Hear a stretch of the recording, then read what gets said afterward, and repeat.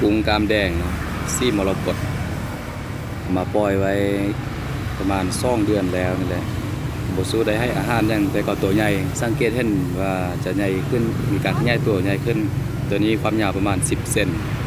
ความใหญ่หันซ้ำนิ้วโป้มือนี่แหละเนาะที่ว่าก็คือว่าได้พ่นอยู่